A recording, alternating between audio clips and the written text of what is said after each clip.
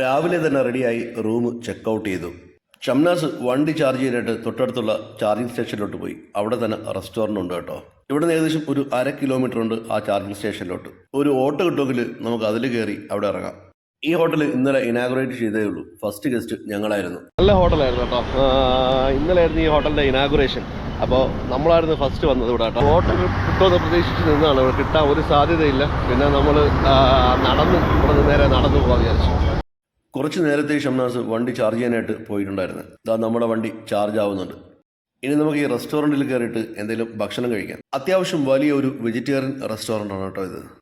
അങ്ങനെ ഞങ്ങൾ നല്ല ചൂട് നെയ്റോസ്റ്റാണ് ഓർഡർ ചെയ്തത്. ഷംനാസ് നേരത്തെ കഴിച്ചിട്ടുണ്ടായിരുന്നു. തമിഴ്നാട്ടിൽ കിട്ടുന്ന നെയ്റോസ്റ്റിനും മസാല ദോശയ്ക്കൊക്കെ ഒരു പ്രത്യേക സ്വാദാണ്. നല്ല ചൂട് നെയ്റോസ്റ്റിൽ സാമ്പാറും ചട്ടണിയും ഒക്കെ കൂട്ടിയിട്ട് ഇങ്ങനെ എടുത്ത് കഴിക്കുമ്പോൾ കിട്ടുന്ന ഒരു സുഖമുണ്ടല്ലോ, അത് വേറെ ലെവലാണ്. ബ്രേക്ക്ഫാസ്റ്റ് എന്തായാലും അടിപൊളിയായി. ഞങ്ങൾ ഭക്ഷണം കഴിച്ചിറങ്ങിയപ്പോഴത്തേക്കും വണ്ടി ഫുൾ ചാർജായി. ഇവിടെ വണ്ടി ഫുൾ ചാർജ് ആവാൻ എടുത്ത സമയം 1 മണിക്കൂറാണ്. അങ്ങനെ നമ്മുടെ യാത്ര തുടങ്ങുകയാണ്. വണ്ടിയുടെ ഇൻറ്റീരിയർ എന്നൊക്കെ പറഞ്ഞാൽ പ്രീമിയം ലെവലാണ്. ഇവിടെ നിന്ന് ഏകദേശം 175 കിലോമീറ്റർ ഉണ്ട് ബാംഗ്ലൂരിലേക്ക്. പലരും ചോദിച്ചത് ഈ വണ്ടിയുടെ കിലോമീറ്റർ റേഞ്ച് എങ്ങനെയാണ് എന്നാണ്. ഇതെന്താണെന്നറിയോ? ഈ വിൻഡ് മില്ലില്ലേ, അതിന്റെ ലീഫാണ്. എത്ര വലുതാന്ന്. വണ്ടി എടുത്ത ശേഷം 100% ചാർജിൽ വണ്ടി എടുത്ത ശേഷം നമ്മൾ ആദ്യം രാജാപ്പാളയത്ത് വന്നിട്ട് ഒരു ടോപ്പ് ചെയ്തായിരുന്നു. ഒരു എത്രയൊക്കെയായിരുന്നു, 40-50 ആക്കിയിട്ട് നമ്മൾ പോയായിരുന്നു അവിടെ. പിന്നെ അത് കഴിഞ്ഞ ശേഷം നമ്മുടെ ഇവിടെ വന്നു. ഇവിടെ മധുരയിൽ വന്നു. മധുരയിൽ 80%, 75% അത്ര അങ്ങോട്ടാക്കി. അത് കഴിഞ്ഞ് വീണ്ടും നേരെ കരൂർ വന്നു. കരൂർ അതുപോലെ 68%ലാണ് നിർത്തിയത്. പിന്നെ അത് കഴിഞ്ഞ് നേരെ ലാസ്റ്റ് ഇവിടെ വന്നു. നമ്മളിവിടെ വരുമ്പോഴത്തേക്ക് 25-30% അടുപ്പിച്ചുണ്ടായിരുന്നു. അവിടെ നിന്ന് ഇപ്പോൾ രാവിലെ 100% ആക്കിയിട്ട് നമ്മൾ ബാംഗ്ലൂരിലോട്ട് പോവാണ്. ഞങ്ങളുടെ ചെറിയൊരു എക്സ്പീരിയൻസിൽ ഒരു കാര്യം പറയാം കേട്ടോ. നിങ്ങൾ 70-നും 90-നും ഇടയിലാണ് ഡ്രൈവ് ചെയ്യുന്നതെങ്കിൽ നിങ്ങൾക്ക് 300 കിലോമീറ്റർ വരെ റേഞ്ച് കിട്ടാൻ സാധ്യതയുണ്ട്. അഗ്രസീവായാണ് ഡ്രൈവ് ചെയ്യുന്നതെങ്കിൽ അതനുസരിച്ചിട്ട് റേഞ്ച് കുറയും. നമ്മൾ കൃത്യമായിട്ട് പ്ലാൻ ചെയ്തിട്ടാണ് യാത്ര ചെയ്യുന്നതെങ്കിൽ ഒരു പരിധി വരെ നമുക്ക് സുഖമായിട്ട് യാത്ര ചെയ്യാൻ പറ്റും. ഈ കാറിന് മറ്റൊരു പ്രത്യേകത എന്താണെന്നറിയോ? ഇതിൻ്റെ ബാറ്ററിക്ക് ലൈഫ് ടൈം വാറണ്ടിയാണ്. മാത്രമല്ല വരുന്ന 1 വർഷത്തേക്ക് ചാർജിങ് ഫ്രീയുമാണ്. വണ്ടി ചാർജ് ചെയ്യുന്നതിന് 1 രൂപ പോലും പേയ്മെൻറ്റ് കൊടുക്കണ്ട. ഇനി നമുക്ക് അറിയേണ്ടത് ബാംഗ്ലൂരിലെ ഈ ഹെവി ട്രാഫിക്കിൽ എങ്ങനെ പെർഫോം ചെയ്യുന്നു എന്നുള്ളതാണ്. സേലത്തു നിന്ന് ഇവിടേക്ക് 175 കിലോമീറ്റർ ആണെന്ന് പറഞ്ഞല്ലോ. ആ സമയത്ത് ഫുൾ ചാർജിലാണ് നമ്മൾ വണ്ടി എടുത്തത്. ഇപ്പോൾ നമ്മൾ ബാംഗ്ലൂർ എത്തി. ഇപ്പോൾ ഏകദേശം 28% നമുക്ക് ചാർജ് ഉണ്ട്. അങ്ങനെ നമ്മൾ നേരെ ബാംഗ്ലൂരിൻ്റെ തിരക്കിലോട്ട് പോവാണ്. ഇനി നമ്മുടെ അടുത്ത ചാർജിങ് സ്റ്റേഷൻ മടിവാള കഴിഞ്ഞിട്ടുള്ള നെക്സസ് മോളിലാണ്. അത്യാവശ്യം നല്ല ഹെവി ട്രാഫിക്കാണ്. ഈ ട്രാഫിക്കിൽ എങ്ങനെയാണ് പെർഫോം ചെയ്യുന്നത് നമുക്ക് നോക്കാം കേട്ടോ. അങ്ങനെ നമ്മൾ ട്രാഫിക്കിലൂടെ നടന്ന് നെക്സസ് മോളിലെത്തി. 28% ബാംഗ്ലൂരിലേക്ക് നമ്മൾ എൻ്റർ ചെയ്തത്. ഇപ്പോൾ നെക്സസ് മോളിലെത്തിയിട്ട് നമ്മൾ അടുത്ത ചാർജിങ്ങിന് വേണ്ടിയിട്ട് നോക്കിയപ്പോൾ 2% മാത്രമേ കുറഞ്ഞിട്ടുള്ളൂ കേട്ടോ. അതായത് 28% നമ്മൾ എൻ്റർ ചെയ്തത്. ഇപ്പോൾ 26% ചാർജ് ഉണ്ട്. പക്ഷേ ബാംഗ്ലൂരിൽ കയറിയിട്ട് നമ്മൾ 26% നിൽക്കുകയാണ് ഇപ്പോഴും ചാർജ്. ചാർജ് നല്ല ചാർജ് നിൽക്കുന്നുണ്ടായിരുന്നു. 28% 2% മാത്രമേ കുറഞ്ഞു. ഇത്രയും ട്രാഫിക് വന്നിട്ട് വണ്ടി ചാർജ് ചെയ്തിട്ട് നേരെ പോയി ഭക്ഷണം കഴിക്കണം. ഏകദേശം 2:30 മണിയായി. അങ്ങനെ നമ്മൾ നേരെ മോളിനകത്തോട്ട് കയറി കേട്ടോ. ഇവിടുത്തെ ഫുഡ് കോർട്ടിൽ നിന്ന് കഴിക്കാനാണ് പ്ലാൻ. ഇവിടെ കണ്ടൊരു മറ്റൊരു ഇൻട്രസ്റ്റിംഗ് കാഴ്ച കണ്ടോ? പവർ ബാങ്ക് ആണ്. നമുക്ക് റെൻറ്റിന് കിട്ടും.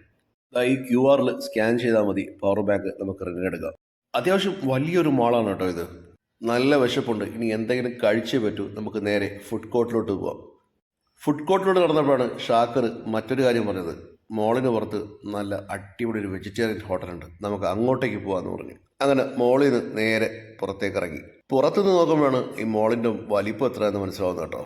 ഇവിടെ നിന്ന് 2 ഫോട്ടോ എടുക്കാതെ വരില്ല എന്ന് പറഞ്ഞ ഷംനാസിന് 3 ഫോട്ടോ എടുത്തു കൊടുത്തിട്ട് ഷംനാസിനെയും കൊണ്ട് നേരെ മോളിൻ്റെ ഓപ്പോസിറ്റ് പോയി. ഇതാണ് ആ റെസ്റ്റോറൻറ്റ്.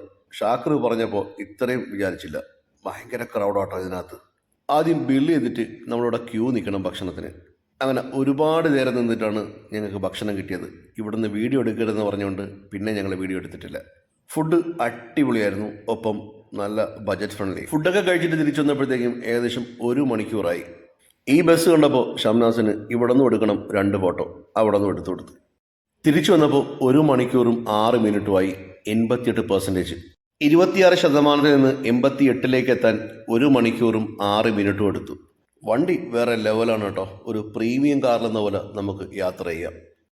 അങ്ങനെ വണ്ടി ചാർജ് ചെയ്തിട്ട് നമ്മൾ മോളിൽ നിന്ന് പുറത്തിറങ്ങി. പുറത്ത് നല്ല ട്രാഫിക്കാണ്. ഇനി അടുത്തതായിട്ട് നമ്മൾ നോക്കുന്നത് നല്ല പാർക്കിംഗ് സൗകര്യമുള്ള ഒരു ഹോട്ടലാണ്. ഇത്രയധികം ഹെവി ട്രാഫിക് ഉണ്ടെങ്കിലും വണ്ടി ഡ്രൈവ് ചെയ്ത് മടുപ്പുണ്ടാവില്ല. ഈ കാണുന്നത് ഒരു കഫേയാണ് കേട്ടോ, അടിപൊളി തന്നെ. അങ്ങനെ നമ്മൾ ഇതുവഴി എല്ലാം ഇങ്ങനെ പോവാണ്. നമ്മുടെ ഉദ്ദേശം ഒന്നേ ഉള്ളൂ, ഒരു നല്ല റൂം കിട്ടണം. നമ്മൾ ഈ യാത്ര ബാംഗ്ലൂർ എടുത്തത് തന്നെ വണ്ടിയുടെ പല ഘട്ടങ്ങളിലുള്ള പെർഫോമൻസ് അറിയാൻ പറ്റും എന്നുള്ളത് കൊണ്ടാണ് കേട്ടോ. ശിവാജി നഗറിലൊക്കെ വന്ന് എങ്ങും നല്ല റൂമില്ല. ഇത് നോക്കിക്കേ, എന്ത് രസമാണെന്നൊക്കെ ഇതിലൂടെ ഡ്രൈവ് ചെയ്ത് പോകാൻ. ഇതാണ് ബാംഗ്ലൂരിലെ പ്രസിദ്ധമായ കബോൺ പാർക്ക്. നമ്മളിങ്ങോട്ട് വന്ന ഹെവി ട്രാഫിക്കിലെല്ലാം വണ്ടി നന്നായിട്ട് പവർ സേവ് ചെയ്യുന്നുണ്ട്. ഒരു ഫാമിലി കാർ എന്ന നിലയ്ക്കാണെങ്കിലും അതല്ല നിങ്ങൾ സിംഗിളായിട്ട് ഒരുപാട് ഡ്രൈവ് ചെയ്യുന്നവരാണെങ്കിൽ നിങ്ങൾക്ക് പറ്റിയ ഒരു കാറാണ് കേട്ടോ ഈ MGയുടെ വിൻസർ. അങ്ങനെ ഒരുപാട് നേരം തിരഞ്ഞു കിടന്നിട്ട് അവസാനം നമ്മൾ മെജസ്റ്റിക്കിലെത്തി. മെജസ്റ്റിക്കിൽ ഇവിടെയാണ് നമ്മൾ ഇന്ന് സ്റ്റേ ചെയ്യുന്നത് കേട്ടോ.